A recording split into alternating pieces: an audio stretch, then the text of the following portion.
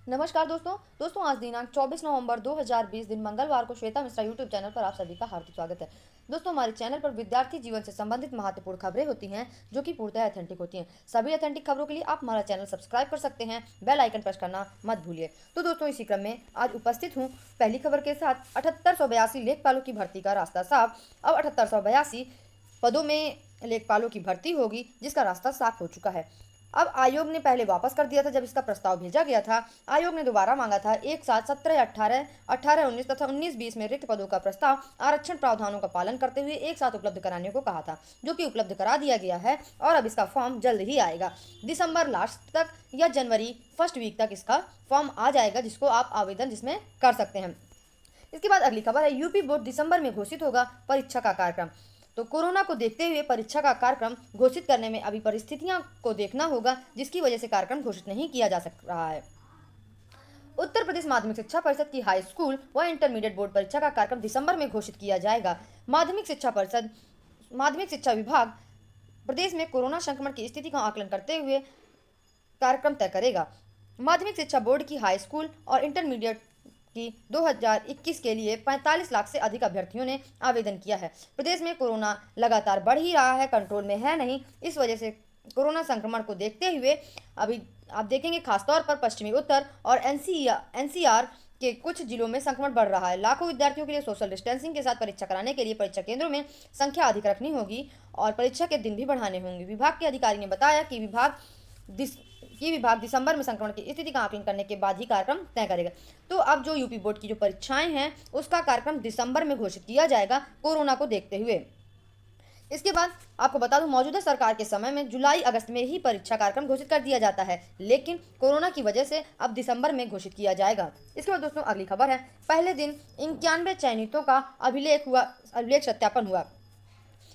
उत्तर प्रदेश लोक सेवा आयोग में एलटी ग्रेड शिक्षक भर्ती 2018 के तहत सामाजिक विज्ञान के छात्रों को 91 अभ्यर्थियों के अभिलेखों का सत्यापन हुआ। पहले दिन 100 अभ्यर्थी बुलाए गए थे, जिनमें से 91 ने दस्तावेजों का सत्यापन कराया। प्रथम पाली में 45 और द्वितीय पाली में 46। यह सत्यापन की प्रक्रिया दिसंबर तक चलेगी। 17 दिसंबर तक ये सत्यापन की प्रक्रिया चलेगी। इसके बाद 23 से 28 नवंबर तक 1 से 4 दिसंबर तक चलेगा दस्तावेजों का सत्यापन, जबकि महिला अभ्यर्थियों का 5 7 8 9 10 11 14 15 16 17 और दिसंबर तक चलेगा। तो इस प्रकार से कुछ सत्यापन की कुछ तिथियां घोषित की गई हैं, ताकि सोशल डिस्टेंसिंग का और सारी कोरोना से जुड़ी हुई सारी गाइडलाइन का पालन करते हुए सत्यापन कराया जा सके। इस वजह से ये तिथियां घोषित की गई हैं। जो भी अभ्यर्थी इसमें चयनित हो वो अपना सत्यापन करा सकते हैं।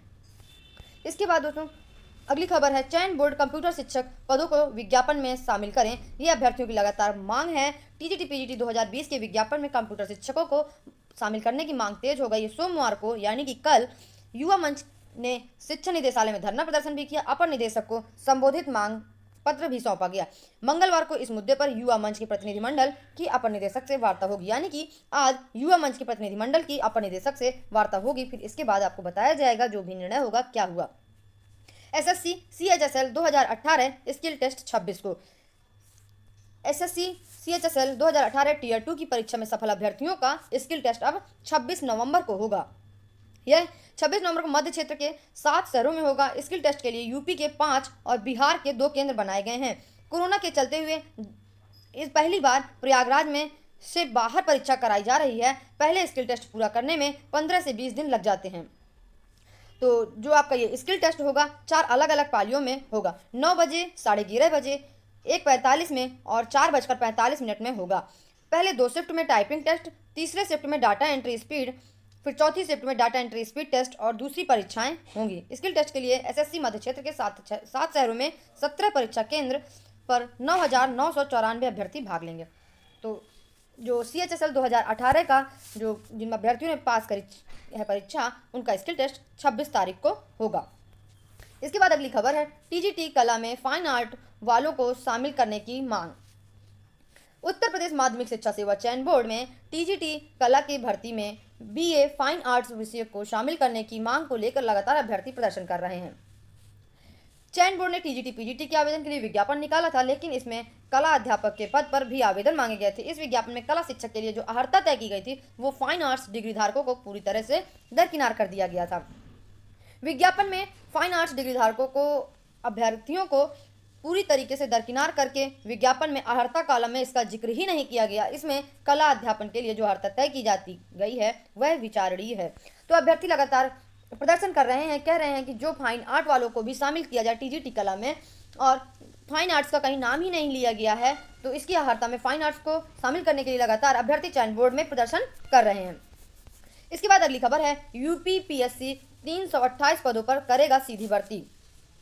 6 प्रकार के पदों पर भर्ती के लिए आवेदन आज से 6 प्रकार के पदों के लिए आवेदन किए जाएंगे और इसकी आवेदन जमा करने की अंतिम तिथि 24 दिसंबर होगी।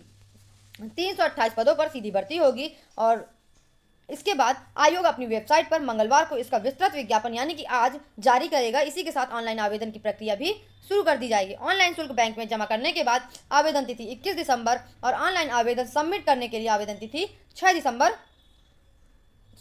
दिसंबर होगी। तो अभ्यर्थी जो भी आवेदन करना चाहते हो वो इसकी वेबसाइट पर आज जा करके आवेदन भी शुरू हो जाएगा और विस्तृत विज्ञापन भी देख सकेंगे। इसके बाद वो अपना आवेदन कर सकेंगे। इसके बाद दोस्तों अगली खबर है, विभाग त्रुटि रहित प्रस्ताव भेजे तो 40,000 पदों पर शुरू होगी भर्ती। तो यदि त्रुटि रहित यानी कि जिन विभागों में कोई त्रुटियां ना हो उस पर अगर प्रस्ताव भेजे जाएं तो 40,000 पदों पर भर्ती हो सकती है। ये अलग अलग विभाग हैं जिन पर भर्तियां होनी हैं। देखिए, परिवार कल्याण विभाग, राजस्व परिषद, बाल विकास एवं पुष्टाहार प्रशिक्षण एवं सेवा योजन, ग्राम्य विकास, आंतरिक लेखा एवं लेखा परीक्षक, गन्ना एवं चीनी विभाग, शिक्षा निदेशक बेसिक, इतने ये विभाग हैं जिनमें पद खाली हैं। ये पदों की कुछ संख्या दी हुई है, ये पद खाली हैं और इसमें यदि त्रुटि रहित विभागों में भेजा जाए प्रस्ताव तो 40,000 पदों पर भर्ती शुरू हो सकती है। इसमें अधीनस्थ सेवा चयन आयोग को भेजने में रुचि नहीं ले रहे हैं। जो विभाग भर्ती प्रस्ताव भेज रहे हैं उनमें खामियां सामने आ रही हैं। इससे भर्ती कार्रवाई आगे नहीं बढ़ पा रही है और अब यह मामला शासन तक पहुंच गया है।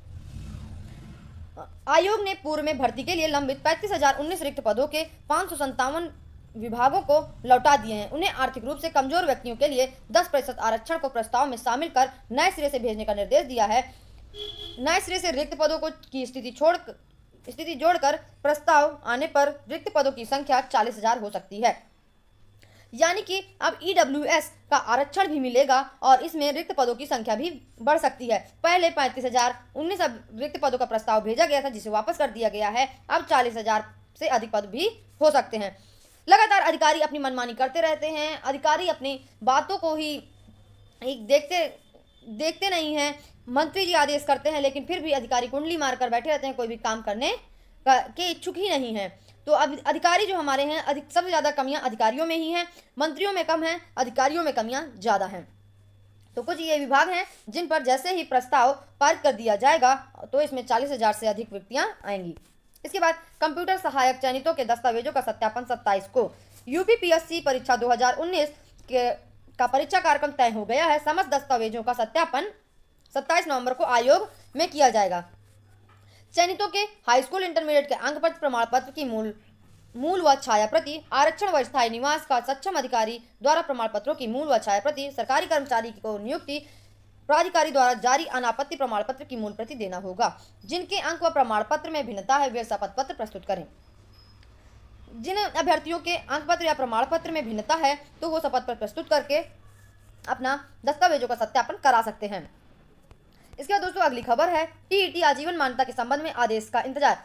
टीईटी का अब आने वाली टीईटी यानी कि जो पिछले पास कर चुके हैं उनकी टीईटी आजीवन मान्य नहीं होगी। जो टीईटी यानी कि 2021 में कराई जाएगी उस टीईटी की मान्यता आजीवन रहेगी। इस चीज का आदेश आने का इंतजार कर रहे हैं अभ्यर्थी लगातार। एनसीटीई का आदेश मिलने के बाद प्रदेश सरकार की ओर से नियमों में होगा बदलाव। नियमों में बदलाव किया जाएगा और यह टीईटी अब आजीवन मान्य होगी। जैसे ही इसका आदेश आता है तो आपको वीडियो के माध्यम से अवगत कराया जाएगा। पूर्व में टीईटी पास करने वालों के ऊपर यह नियम नहीं लागू होगा और इसके बारे में कानूनी सलाह ली जाएगी लागू होगा या नहीं लागू होगा। सरकार की ओर से पूर्व के अभ्यर्थियों को यदि यह छूट दी गई तो 2011-12 में पहली बार टीईटी पास करने वाले अभ्यर्थी भी मांग शुरू कर देंगे कि उनके प्रमाण पत्रों को वैध किया जाए। तो इस वजह से टीईटी पूर्व में जो पास हो चुके हैं उनके टीईटी का मान्य नहीं किया जाएगा, क्योंकि 2011-12 वाले जो पहली बार टीईटी पास किए थे वो भी मांग शुरू कर देंगे कि हमारे भी प्रमाण पत्रों को वैध किया जाए। इस वजह से नहीं मान्य होगी। इसके बाद गलत अंकन करने वाले शिक्षा मित्रों के चयन पर असमंजस बरकरार।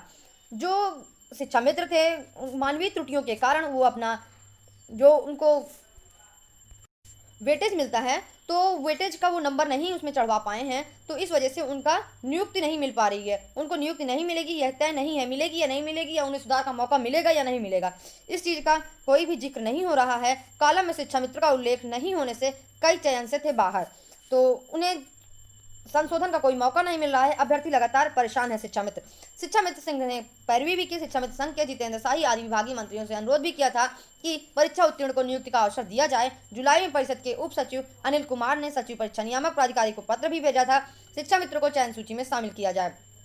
तो अभी तक संशोधन का कोई भी आदेश नहीं आया है कि उन्हें संशोधन दिया जाएगा, शिक्षा मित्रों को दिया जाएगा या अन्य अभ्यर्थियों को दिया जाएगा या नहीं दिया जाएगा। किसी प्रकार संशोधन का कोई भी आदेश नहीं आया है। इस वजह से शिक्षा मित्रों में जो पास भी हैं लिखित परीक्षा, उनमें निराशा छाई हुई है। डीएलएड बीटीसी प्रशिक्षुओं ने की नई शिक्षक भर्ती की मांग।